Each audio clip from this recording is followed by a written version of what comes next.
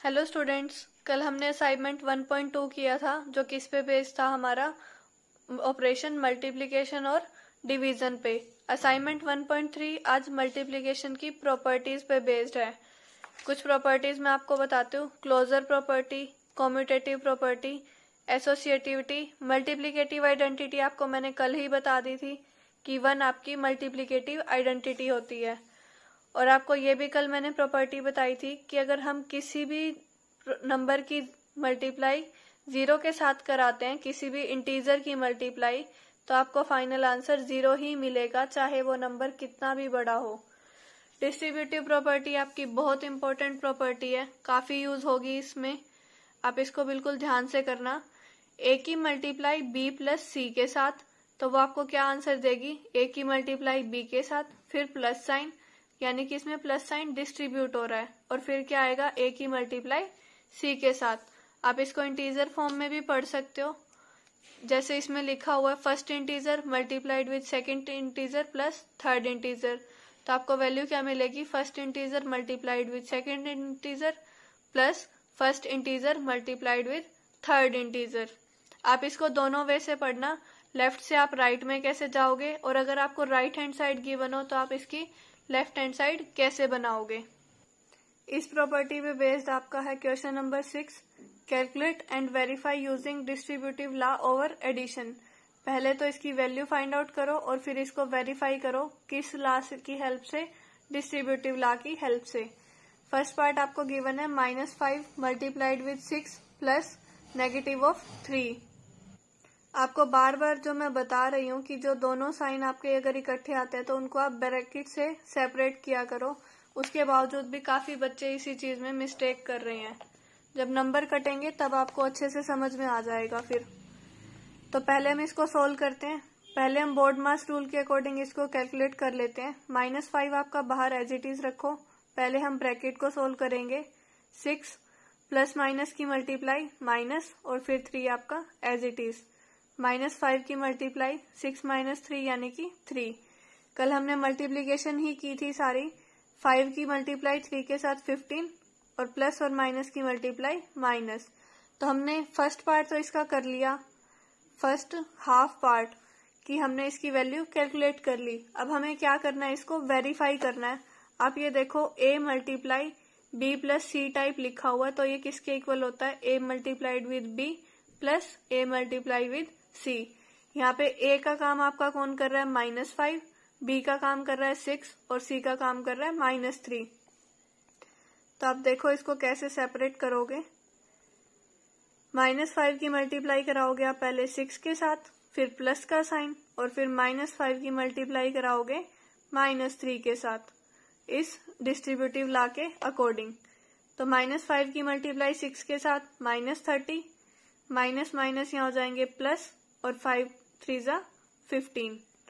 अब आप जानते हो कि दो साइन अगर आपके अपोजिट होते हैं, जब हमारा ऑपरेशन एडिशन चल रहा है, तो आपके नंबर्स होंगे सब्ट्रैक्ट। तो 13 में से 15 गए 15, और साइन किसका आता है? आपका बिगर नंबर का, यानी कि 30 का।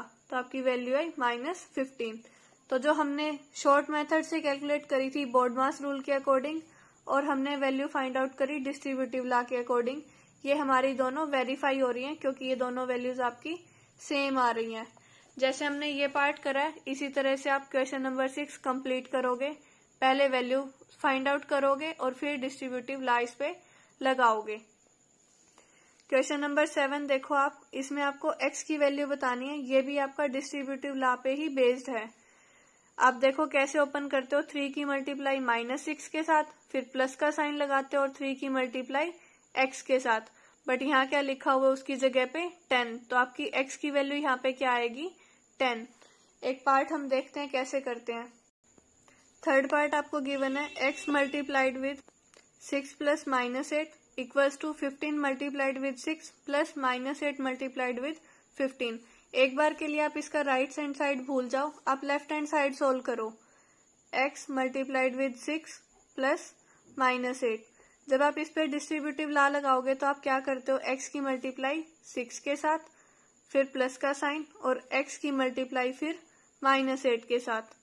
x multiplied with -8 separated by A bracket. जब आपके दोनों साइन इक्वल है, मतलब लेफ्ट हैंड साइड जब आपकी राइट हैंड साइड के बराबर है और इस वैल्यू को हमने निकाला ये, तो आपकी जो ये टर्म है ये वाली राइट हैंड साइड और ये वाली राइट हैंड साइड आपकी क्या होंगी, सेम। अब आप देखो यहाँ पे 6 है और मल्टीप्लाइड भी है, किसके साथ है, यहाँ पे x के साथ और यहाँ 15 के साथ। जब ये दोनों इक्वल हैं तो इसका मतलब x की वैल्यू क्या आ जाएगी आपकी 15। तो इस तरह से आप देखोगे, पहले आप अपने अकॉर्डिंग एक लेफ्ट पार्ट सोल्व कर लेना और फिर राइट हैंड साइड से मैच करना कि आपकी क्या वैल्यू मिसिंग है। जब आप इसको खोलोगे तो आपको मिलेगा 6 मल्टीप्लाइड विद -5, वो लिखा हुआ है।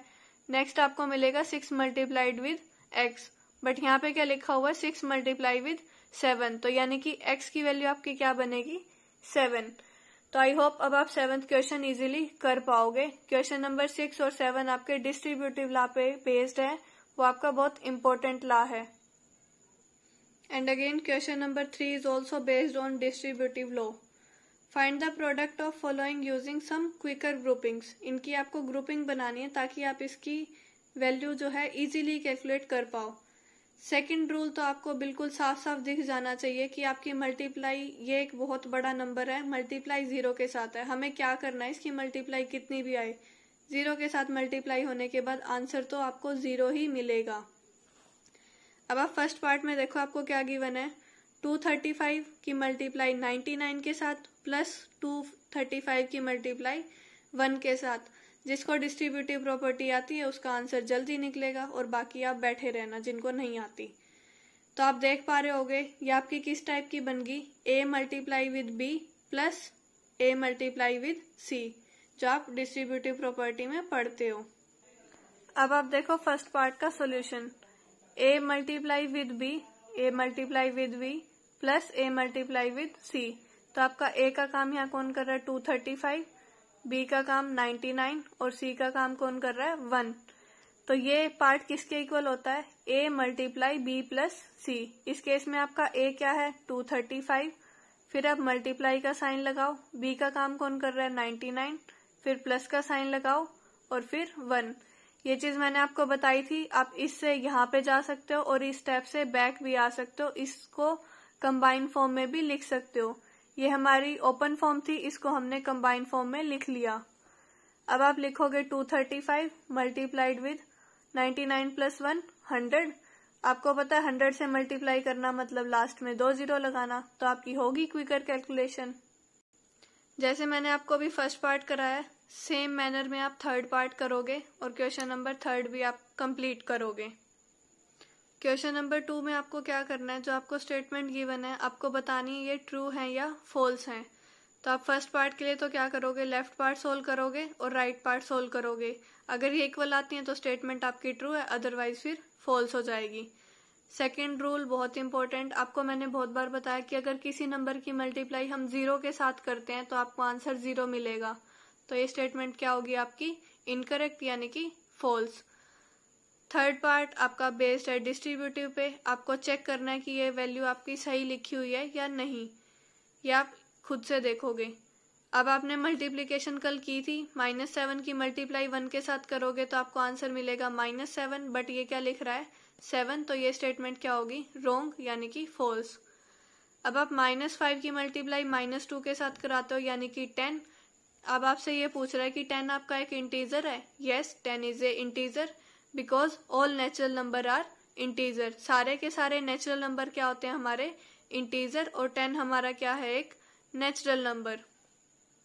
क्वेश्चन नंबर 4 भी आपका ट्रू फॉल्स पे बेस्ड है, जो आपने डिवीजन कल सीखी है उसी के अकॉर्डिंग आप इनके आंसर दे सकते हो।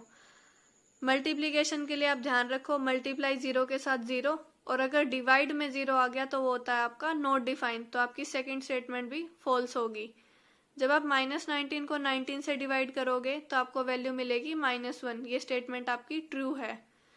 थर्ड पार्ट, अगर 0 के अपॉन में हम कुछ भी लिखते हैं तो हमारा कोई फर्क नहीं पड़ता, वो क्या होता है 0 ही होता है, तो थर्ड स्टेटमेंट भी आपकी फॉल्स है। फर्स्ट आप चेक कर लोगे, -16 को जब आप -1 से डिवाइड करोगे तो आपको वैल्यू मिलेगी 16, बट ये क्या लिख रहा है वैल्यू -13, तो आपकी ये स्टेटमेंट भी फॉल्स होगी। सिर्फ आपकी ये वाली फोर्थ स्टेटमेंट ट्रू है, बाकी तीनों स्टेटमेंट आपकी फॉल्स हैं। अब आपकी एक प्रॉपर्टी और बची है, एसोसिएटिव लॉ। इसमें आप क्या करते हो, सिर्फ ब्रैकेट्स को इंटरचेंज करते हो। पहले आप ए बी को सोल्व करोगे, फिर सी के साथ मल्टीप्लाई कराओगे, और सेकंड पार्ट में आप क्या करते हो, पहले आप बी सी को सोल्व करते हो और फिर आप उसकी मल्टीप्लाई कराते हो ए के साथ। एक एग्जाम्पल देखते हैं, इसको आप बिल्कुल ध्यान से देखना, इसी के बेस आपको एक क्वेश्चन भी सोल्व करना है।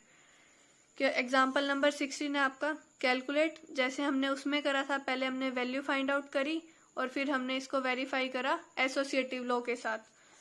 तो एसोसिएटिव लॉ में आपने पढ़ा है ए मल्टीप्लाई विद बी के सी के साथ ब्रैकेट हो तो आप क्या करोगे, फिर ए और बी के साथ लगा लोगे, सी को सेपरेट कर दोगे। तो पहले हमने फाइंड आउट करा -3 की मल्टीप्लाई -5 मल्टीप्लाइड विद 2, यानी कि -3 की मल्टीप्लाई -10 के साथ आपकी कितनी वैल्यू आई, 30। अब क्या करोगे, जो ब्रैकेट पिछले दो नंबर के साथ थी आप अब अगले दो नंबर्स के साथ ब्रैकेट लगा दो, यानी कि -3 की और -5 की मल्टीप्लाई करो, फिर मल्टीप्लाई बाहर 2 के साथ।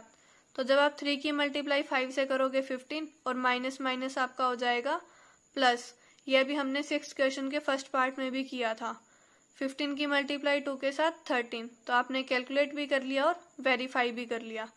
ऐसे ही सेकंड पार्ट में आप कैलकुलेट इजीली कर लोगे और नेक्स्ट आप क्या करोगे, फिर ब्रैकेट ले लोगे -4 और 5 के साथ। तो -4 मल्टीप्लाइड विद 5 यानी कि -20 और मल्टीप्लाइड विद 8 -160। तो ये आपके जो हैं दोनों ही पार्ट कैलकुलेट भी हो गए और वेरीफाई भी हो गए। आई होप अब आपको एसोसिएटिव लॉ भी समझ में आ गया होगा। अगर आ गया तो अब आप क्वेश्चन नंबर 5 को इजीली कर पाओगे। अब आपका असाइनमेंट 1.3 कंप्लीट हो गया है और इसी के साथ आपका चैप्टर 1 भी कंप्लीट होता है, क्योंकि आपकी एक्सरसाइज 1.4 सिलेबस में नहीं है। और जो कुछ बच्चों को डाउट है कि मैम हमने फर्स्ट चैप्टर एनसीईआरटी से कर लिया, बेशक आपने पहले कर लिया हो, आपको ये चैप्टर दोबारा फेयर नोटबुक में करना है। मैं बार बार किसी को नहीं बताऊंगी ये चीज। Thank you.